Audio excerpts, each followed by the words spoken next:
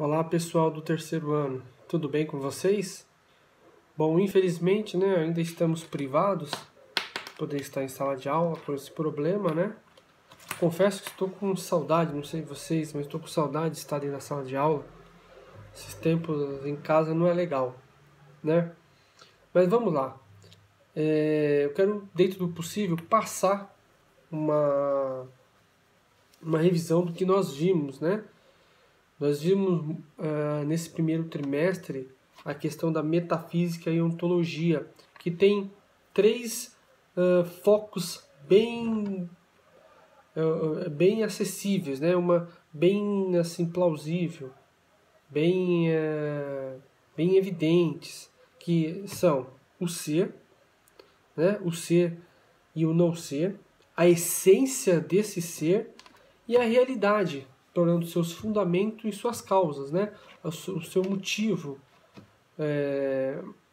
para existir.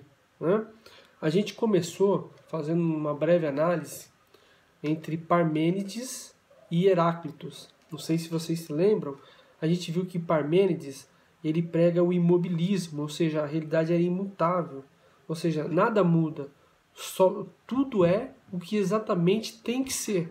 Ou seja, o ser não pode não ser. Um exemplo disso, ele prega que desde lá de uma árvore, da sua semente, ele já é uma árvore. Ele já dentro da natureza, ele já está formatado como uma árvore. Ele não pode não ser uma árvore, Porque a natureza assim já o definiu, Ou seja, a realidade era o devir, ou seja, devir a ser. O ser não pode não ser, Como eu falei agora, a árvore não pode ser uma árvore. Ela só pode ser uma árvore, ela não pode ser outra coisa, E, em contrapartida, nós citamos, conversamos sobre Heráclito, que ele fala que tudo está em transformação.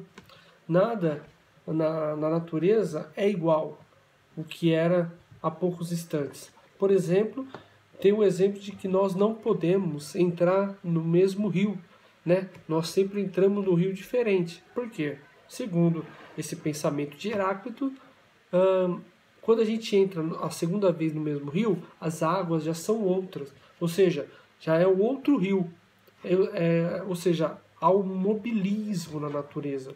E segundo Parmênides, não, a gente entra no rio, aquele rio é o que sempre é, Ele não pode ser outra coisa, não pode ser diferente, é aquele rio. E para Heráclito, esse rio ele muda, A água já não é a mesma que a gente entra, A água corrente, a natureza está sempre em transformação. Pois bem, Platão, observando, essas duas teses, ele colocou dentro dos seus estudos, essas duas teses, ou seja, tanto o mobilismo e o imobilismo para Platão, os dois estavam corretos. E como ele dividiu esse mundo, vocês se lembram? O mundo sensível, ou seja, daquilo que a gente toca, daquilo que a gente vê, daquilo que a gente observa pelos 5 sentidos, e o mundo das ideias, seria o mundo ideal, o mundo da perfeição, aonde o ser humano ele não tem acesso. Tudo que nós olhamos para o mundo de hoje é apenas um reflexo do mundo, de um mundo perfeito, que é o mundo das ideias. E o sensível não é muito confiável, porque nós vemos, achamos coisas diferentes, achamos umas coisas belas, outras coisas feias, e no mundo das ideias, segundo essa teoria de Platão, tudo é perfeito, Ou seja, quando a gente vê uma mesa, por exemplo, segundo essa ideia de Platão, o mundo sensível, como a gente vê a mesa, a gente vê de diversas formas, Mas só que o que a gente percebe de mesa é apenas um reflexo que tem no mundo das ideias, Aristóteles, porém, discípulo do Platão, ele vai discordar com isso, Ou seja, o Aristóteles ele vai levar essa discussão para a metafísica, ou seja, aquilo que está acima do ser, acima da percepção humana, né? Ou seja, ele propôs uma nova explicação da realidade, né? E com isso ele inaugura a metafísica. Olha só, no nosso livro, no caderno de atividades, tem um pequeno resumo, que é muito compacto e muito bem feito. Para ele, na página 2, tá? Para ele, ou seja, para Aristóteles, a matéria de um ente corresponde à potência, ou seja, à capacidade de assumir diferentes formas, e a sua forma correspondente no ato, ou seja, a realização das suas potencialidades materiais. Se lembra que a gente viu na questão da causa e efeito? A gente vai retornar já já. Além disso, Aristóteles estabeleceu categorias e causas para explicar a constituição da realidade. As categorias aristotélicas são substâncias, qualidade, quantidade, relação, lugar, tempo, posição, ação e paixão. Vamos voltar um pouco lá na página que a gente viu sobre Aristóteles. Na página, deixa eu ver aqui, na página 10, que a gente vê todas as causas aristotélicas, ou seja, um pequeno exemplo, né, que a gente vê das causas aristotélicas. Por exemplo, a gente vê um ente, né, um ser, né, um ente, que é uma casa. Como é que são as causas que faz a gente chegar nessa casa? Ou seja, nós temos a causa material, que, por exemplo, pode ser os tijolos, uma fábrica de tijolos, aquilo que vai dar origem a esse ente, né? Dentro disso nós temos a causa eficiente. Qual é a causa eficiente? Seria um braço qualificado para poder construir esse ente, ou seja, um construtor. Dentro disso nós temos a causa formal, que é a própria casa, a concepção de casa. E a casa final é para que ela serve? Para abrigo, moradia, ou sei lá, pode ser uma casa, um comércio, ou seja, qual é a usabilidade dele, né?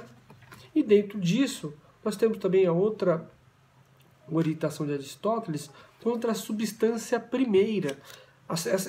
O ente, né? Aquela coisa já fabricada, aquela que tem vários processos da causa material, né? Da causa eficiente, da causa formal e da causa final. Para que serve aquilo? E nós temos a substância. Por exemplo, na página 11, como nessa substância a gente vê do mais particular, do mais universal até o particular. Por exemplo, eu vou falar o gato, né? Nós temos aqui o Tom como exemplo, o Tom do Tom e Jerry, né? Ele é um gato, ele é um predador, ele é um quadrúpede, ou seja, ele é gato, predador, quadrúpede, você tem uma causa universal de todos os gatos, né? Claro que você pode ver um gato sem uma perna, mas aí é outra discussão, né? Mas olha só, a partir desse momento, aos poucos a gente vai para a causa particular dele. Por exemplo, ele é azul, tem parte cinza, ele é inimigo de um rato, ou seja, ele foi criado no século XX. Olha só como é que todos os gatos são criados no século XX. Todo gato é inimigo de um rato? Não. Ou seja, a gente saiu do mais particular, né? Gato, felino, quadrúpede, ou seja, predador, até mais universal, até o particular. Ele é cinza, tem também parte azul, ele é inimigo de um rato, ele foi criado no século XX, ou seja, a gente vê, ou seja, ele está em pé, aqui na figura, né, na página 11, ou seja, a gente sai, como a gente pode ver aqui, do mais particular, ou do mais universal, e vai até o particular, aquilo que faz parte. Vamos dar um exemplo? Você é um ser humano, certo? Tem 2 olhos, tem o nariz, 2 braços, pernas, 2 orelhas. Aí a gente já começa aos poucos indo ao particular.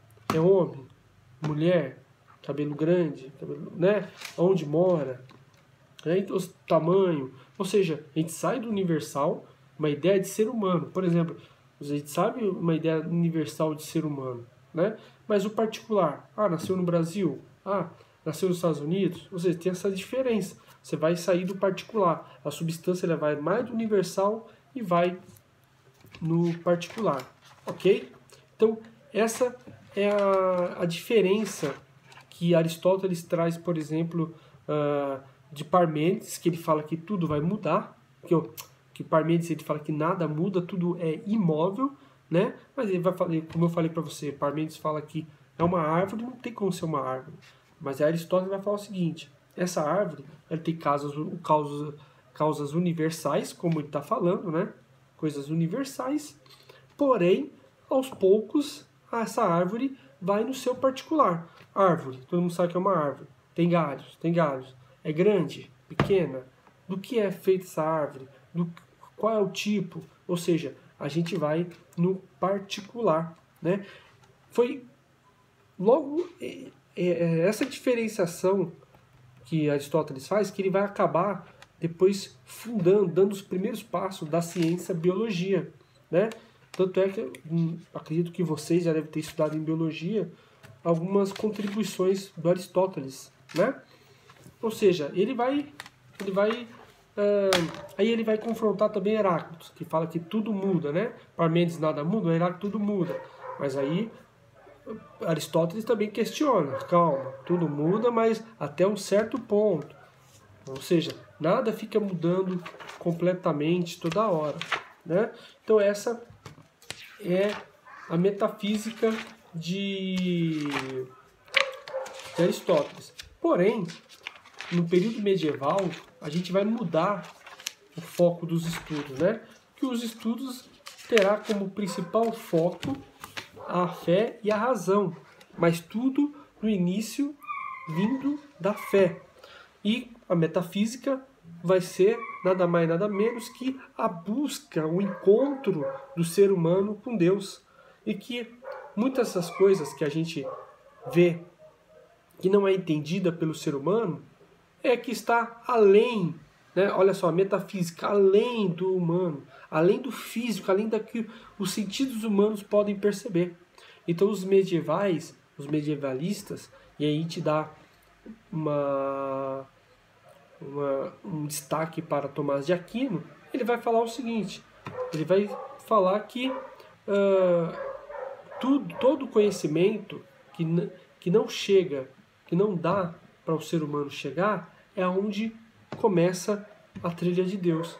Por exemplo, se lembra que eu acabei de falar o mundo das ideias? Platão, o mundo das ideias e o mundo sensível, o mundo das ideias, o mundo perfeito. Esse mundo perfeito das ideias, Tomás de Aquino vai tratar como um mundo divino, daquilo que vem de Deus, né? E o mundo sensível é o mundo imperfeito, o mundo das imperfeições, dos erros humanos, da limitação humana de perceber as coisas. Ou seja, o mundo das ideias vai se tornar um mundo de Deus, divino, para Tomás de Aquino, e o mundo sensível, o mundo humano. Ou seja, ele vai fazer da filosofia de Platão a uma filosofia voltada à essência entre o Deus e o homem. E como, né, o homem pode chegar mais próximo de Deus nesse mundo imperfeito, nesse mundo sensível que é o que a gente vive. Tudo bem? Pois bem, na metafísica moderna, na modernidade, a gente vai ver uma intervenção humana da natureza. E principalmente a gente vai focar em Kant. Olha só, no século XVIII, Immanuel Kant propôs a investigar a possibilidade de conferir à metafísica o estatuto de uma ciência. Nesse contexto, realizou a segunda revolução copérnica, ou seja, mudou radicalmente a perspectiva de análise da realidade. Julgou que, antes de tudo, seria necessário avaliar o modo humano de conhecê-lo. Assim, indagou os limites e as possibilidades da razão humana. Ele vai falar o seguinte: o que é possível conhecer? Né? O que é possível conhecer e, através desse conhecimento, ter uma manipulação humana. Continuando. Isso resultou na divisão da realidade em nêumenos, as coisas em si, e fenômenos, as coisas como elas se apresentam ao sujeito. Ou seja, Kant ele conclui que apenas os fenômenos estariam acessíveis aos conhecimentos humanos. Afinal, os seres humanos sempre percebem os objetos de acordo com as formas puras da sensibilidade e com as categorias do entendimento. Como seria essa sensibilidade, pessoal? Os 5 sentidos. É através dela, apenas através dela, que a gente chega ao conhecimento, né? Ou seja, as experiências, né? Que a gente vai ver. Essas experiências, pessoal, ele vai ter principal foco no empirismo. O que o empirismo pregava? É uma forma de conhecer o mundo através do conhecimento. Tudo bem? Então, é esse que dá o pontapé para a filosofia moderna, né? Que ele vai trazer a razão humana para a razão humana no que o humano vai poder conhecer ou não. David Hume, ele é um grande filósofo que dá essa perspectiva do empirismo, né? Ele vai falar que tudo é a base da experiência. Assim como Francis Bacon também, ele vai falar muito sobre esse assunto, que vai ser tema das nossas próximas aulas, tá? E a ontologia contemporânea, pessoal, no que ela consiste? Ela é marcada pela críticas à metafísica, né? Mas também pela afirmação de ontologias regionais e pela retomada da reflexão sobre o ser. Ou seja, o filósofo Nietzsche ele vai criticar demais a metafísica, porque ele diz que principalmente a metafísica ligado à teologia, à busca divina, vai falar que isso é uma perda de tempo, isso aprisiona o ser humano em coisas fúteis que não existem. Olha só, no século XIX, Friedrich Nietzsche, afirmou que a metafísica, a religião e a moral tradicional promoviam ilusões, como a crença em uma realidade para além daquela que se pode perceber. Ou seja, o que ele criticava nos religiosos? De formatar um mundo que não existe, uma moral que não existe. Ou seja, é mais ou menos o que do Dostoiévski fala na sua obra Crime e Castigo, né? Dos irmãos lá. Ele tem uma parte que o prisioneiro ele fala o seguinte: se Deus, ele sendo culpado pelo seu crime, ele começa a questionar as pessoas, qual é a moral que as pessoas têm para julgá-lo. E vai chegar uma parte, ele vai criticar uma moral cristã na época, né? Que vai chegar ao ponto de falar o seguinte: se Deus não existe, tudo é permitido? Ou seja, ele via as pessoas o julgando pela moral religiosa e ele era desapegado a isso, né? Então ele falava assim, ou seja, como é que você é julgado por algo com uma moral que não existe, que não dá, ou no mínimo não dá para se provar, né? Ou seja, ele vai fazer esse questionamento. Vamos lá, voltando aqui no Nietzsche. Sendo assim, denunciou Nietzsche, né, que elas negavam a vivência concreta do ser humano no tempo e seu caminho em direção à morte. Ou seja, Nietzsche pregava o seguinte, que a vida não é nada mais, nada menos do que uma única certeza, é a morte.